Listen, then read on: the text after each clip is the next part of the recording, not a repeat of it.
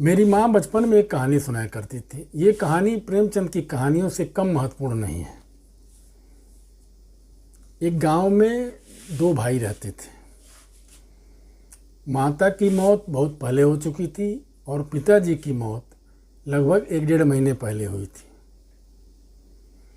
दोनों भाइयों में बड़ा भाई काफ़ी चतुर चालाक था और छोटा भाई सीधा सरल और भोला। पिता की मौत के बाद बड़े भाई के मन में लालच आ गई। उसने बंटवारा करने का प्रस्ताव रखा।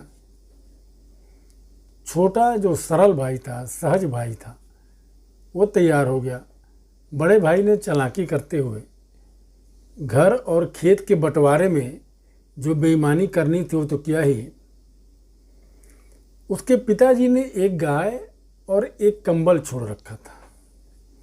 बड़े भाई को तमाम चीज़ें अपने में लेने के हड़पने के बावजूद भी गाय और कंबल पर लालच आ गया।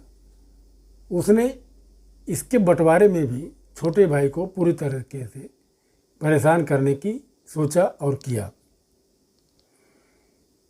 बड़े भाई ने कहा कि गाय का आगे का हिस्सा तुम्हारा और पीछे का हिस्सा हमारा। इसी तरह कंबल दिन में तुम्हारे पास रहेगा और रात में मेरे पास रहेगा। छोटा भाई जो सरल सहज स्वभाव का था, उसने मान लिया। अब ये सिलसिला चलने लगा। छोटा भाई दिन में तमाम प्रयत्न करता था, गाय को चारा भूसा खिलाता था, खेत में काम करता था, हरा चारा काट कर लाता था, गाय को खिलाता था, और बड़ा भाई सुबह शाम उसका दूध दूह लेता था। ये सिलसिला काफ़ी लंबे समय तक चलता रहा। कंबल को बड़ा भाई रात में अपने ले लेता था और दिन में छोटे भाई को दे देता था। छोटा भाई रात भर ठंड के मारे सिकुड़ता रहता था, परेशान होता रहता था। तो कई महीनों के सिलसिले के बाद छोटा भाई परेशान हाल गांव के बाहर स्थित एक मंदिर में पुजारी से मिला। उसने अपनी सारी व्यथा बताई।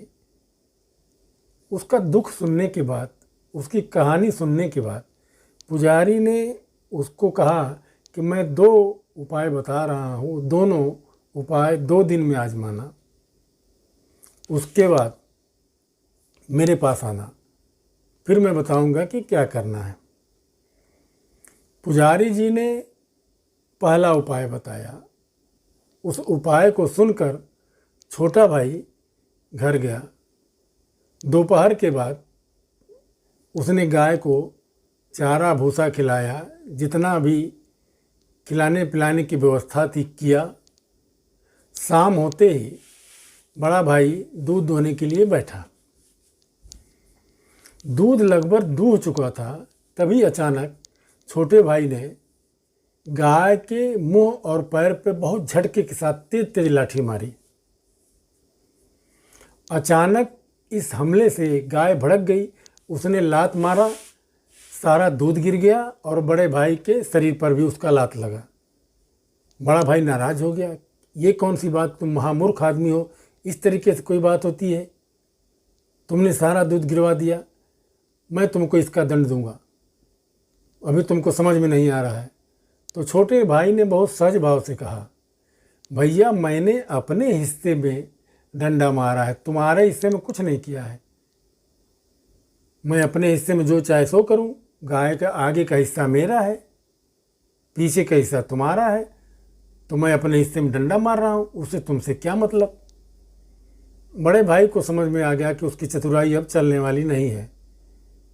उसने समझौता किया, ठीक है, कल से दूध का आधा हिस्सा लगेगा, आधा तुम्हारे पास आधा मेरे पास, लेकिन खिलाना पिलाना तुम ही को होगा।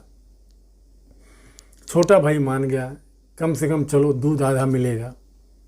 जाकर उसने पुजारी जी से बताया। पुजारी जी खुश हुए, उसे आशीर्वाद दिया, कहा कि चलो अब दूसरे उपाय पर विचार करते हैं, जाकर इसको भी देखो। पुजारी जी ने उसको बताया। भाई दूसरे दिन सुबह पुजारी जी से बातचीत करने के बाद वापस घर आया और जब दिन डूबने लगा, रात होने से थोड़ा पहले कंबल लेकर गांव के बाहर तालाब पे गया और कंबल को भिगो दिया। पानी में डुबोकर उसको साफ करने लगा कि जैसे उसकी मैल निकाल रहा हो। उधर से उसका बड़ा भाई गुजर रहा था। उसने देखा कंबल पानी में डूबा हुआ भीग गया और वो चीखने चिल्लाने लगा कि तुम महामूर्ख हो, तुम कोई कंबल इस जाड़े में साफ़ करता है और इस तरीके से मैं रात में क्या ओढ़ूंगा, मुझे ठंड के मारे मेरा क्या हाल होगा, ठंड के मारे मैं मर जाऊंगा। छोटे भाई ने कहा, यही बात तो मेरे ऊपर भी लागू होती है। इतने दिनों से तुम 2 महीने से कंबल रात में ओढ़ रहे थे और मैं रात भर ठिठुर रहा था, परेशान हो रहा था। तुमने कभी एक बार भी सोचा कि छोटे भाई का क्या होने वाला है? बड़े भाई को फिर समझ में आ गया कि अब उसकी कोई चालाकी चलने वाली नहीं है।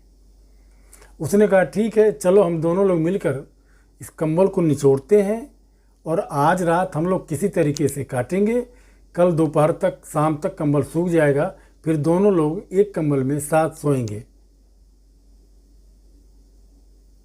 इस कहानी का सारांश सिर्फ इतना है, सीधा होना अच्छी बात है, लेकिन एकदम से सीधा और सरल होना अच्छी बात नहीं है, क्योंकि घी टेढ़ी उंगली से ही निकलता है, सीधे से नहीं निकलता है।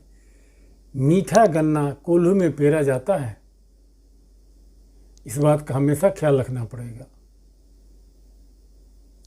नमस्कार।